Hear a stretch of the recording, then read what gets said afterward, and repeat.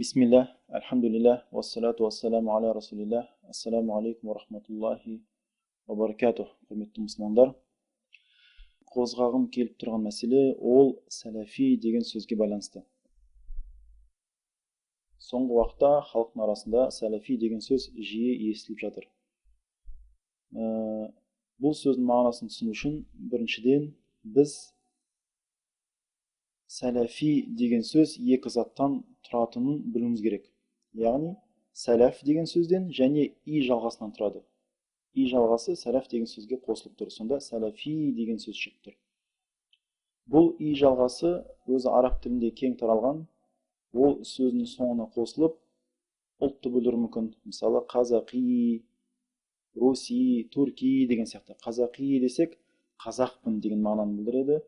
Турки десек түрікпін, руси десек орыспын деген мағына білдіреді. Яғни бір заттың екінші затқа қатысы бар екен білдіреді. Ол қалалардың аттарына қосылуы мүмкін, и жалғасы. Мысалы Қарағанди, Астани, Алматы деген сияқты. Қарағанди десек, менің сол Қарағанды қаласына қатысым бар. Яғни Қарағандының тұрғынымын, Қарағандыныкімін деген мағына береді. Тура солай Астани десек, Астананыкімін, Алматы десек, Алматыныкімін деген мағына білдіреді. Бұл и жалғасы және мазхаб имамдарының есімдеріне қосылады. Мысалы Ханафи, Малики, Шафии, Ханбали деген сияқты. Ханафи десек, имам Абу Ханифаның қалдырып кеткен жолын, мектебін, мазхабын ұстанам деген мағына білдіреді. Яғни менің имам Абу Ханифаға қатысым бар, қай жақтан? Мен соның қалдырып кеткен мектебін, жолын ұстанам деген мағына беріп тұрды.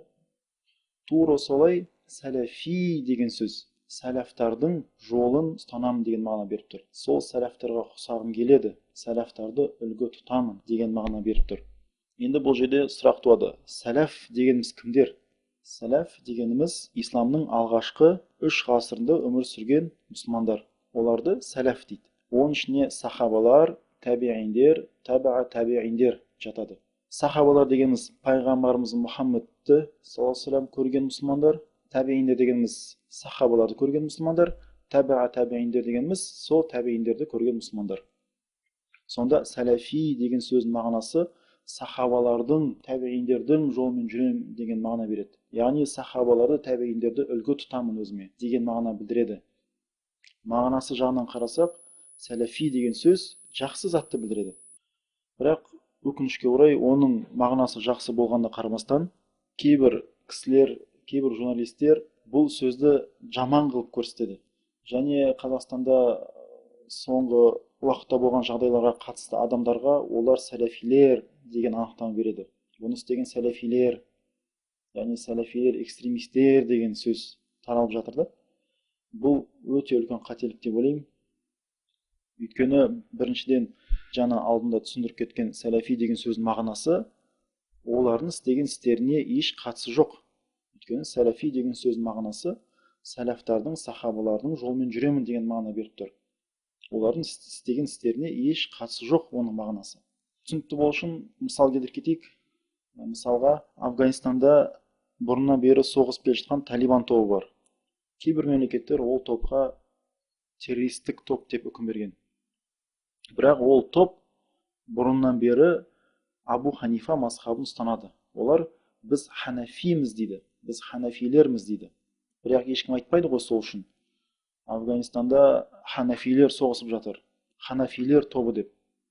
Өйткені ханафи деген сөздің мағынасы бұл мүлдем олардың істеріне еш қатысы жоқ затты білдіреді. Ханафи деген сөздің мағынасы имам Абу Ханифаның мазхабын ұстанам деген мағына білдіреді. Яғни олардың істеп жатқан істеріне еш қатысы жоқ. Сол үшін ешкім оларды өйтіп айтпайды. Тағы мысал алсақ, жақында болған Турциядағы көтеріліс. Турцияның президентінің айтуы бойынша ол көтерілісті жасаған Фетхуллах Гүленнің жамағаты. Фетхуллах Гүленнің жамағаты ханафилер. Олар Абу Ханифа мазхабын ұстанады. Бірақ сол үшін ешкім айтпайды ғой. Турцияда көтерілісті жасаған ханафилерге тыйым салу керек деп. Өйткені ханафи деген сөздің мағынасы ол көтеріліске еш қатысы жоқ. Ханафи деген сөздің мағынасы имам Абу Ханифаның мазхабын ұстанамын деген мағына білдіреді. Тура солай сәләфи деген сөздің мағынасы сахабаларды үлгі тұтамын, сахабалардың жолымен жүремін. Яғни Қазақстанда болған, Ақтөбедегі болған бүліктерге еш қатысы жоқ ол сөз мағынасы. Сол үшін оларға онда анықтама берген дұрыс емес деп ойлаймын. Екіншіден, Қазақстанда болған бүліктерді еш қолдамайтын, оны бұрыс деп санайтын, Қазақстан тыныштығын қалайтын, бірақ өзін мен сәләфимін дейтін мұсылмандар өте көп, аз емес. Олар сол сөздің жаңа алдында түсіндіріп кеткен мағынасын көздеп, өздерін біз сәләфиміз дейді. Яғни біз сахабалардың жолын ұстанамыз деген мағынаны көздеп, біз сәләфиміз дейді. Бірақ Қазақстанда болған, жақында болған жағдайларды еш қолдамайды, айтқанда оған қарсы. Бірақ өздерін сәләфиміз дейтін мұсылмандар өте көп. Өйткені олар жаңағы сәләфи деген сөздің дұрыс мағынасын көздеп айтады.